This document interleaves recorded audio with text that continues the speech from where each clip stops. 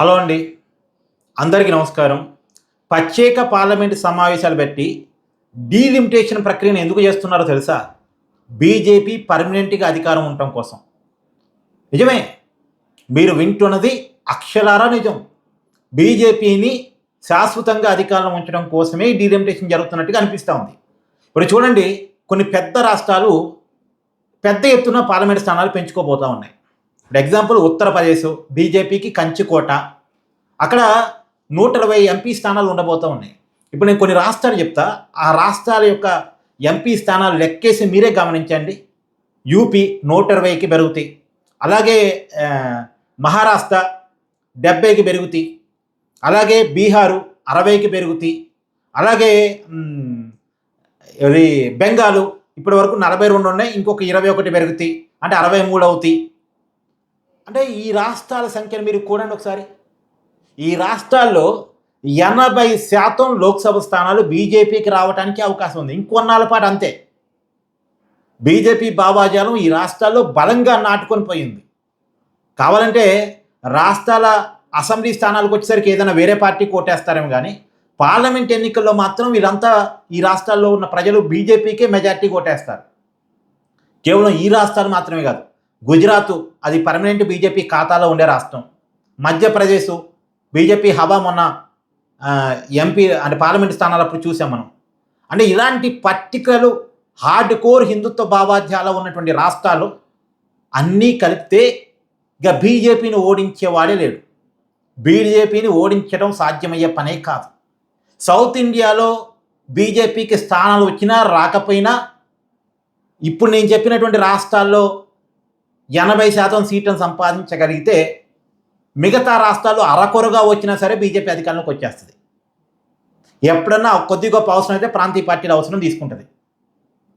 ఇక పర్మనెంట్గా బీజేపీ ఈ దేశం అధికారంలో ఉండటం కోసం ఈ డీలిమిటేషన్ ప్రక్రియ జరుగుతున్నట్టుగా ఉంది. ఏమండి, నేను చెప్తున్నాను, ఎక్కడైనా కామన్ పర్సెంటేజ్ తీసి చిన్న రాష్ట్రాలు పెద్ద రాష్ట్రాలు, అంటే చిన్న రాష్ట్రాలు పెద్ద రాష్ట్రాలు అంటే ఆల్రెడీ ఎక్కువ స్థానాలు ఉన్న రాష్ట్రాలు, ఆల్రెడీ తక్కువ స్థానాలు ఉన్న రాష్ట్రాలకి సమానమైనటువంటి పర్సెంటేజ్ తీస్తారా అండి? తీస్తారా? ఇది న్యాయబద్ధమా? ఇది న్యాయబద్ధం అవుతుందా?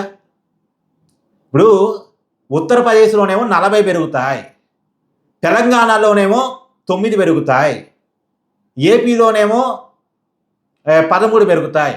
ఏమైనా సంబంధం ఉందా? ఏమైనా న్యాయమా ఇది? ఏపీలో ఏపీలో 13 పెరగటం ఏంటి, యూపీలో 40 పెరగటం ఏంటి? తర్వాత మహారాష్ట్రలో 24 పెరగటం ఏంటి, లేదా 22 పెరగటం ఏంటి? ఇక్కడ తెలంగాణలో 9 పెరగటం ఏంటి?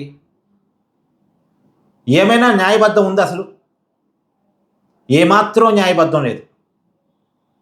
కాబట్టి ఇది బీజేపీ ఒక వ్యూహం.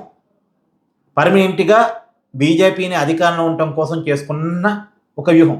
సరే, ప్రజల ఆమోదం ఉన్నంత వరకు అధికారం ఉండటానికి నాకైతే ఇబ్బంది లేదు.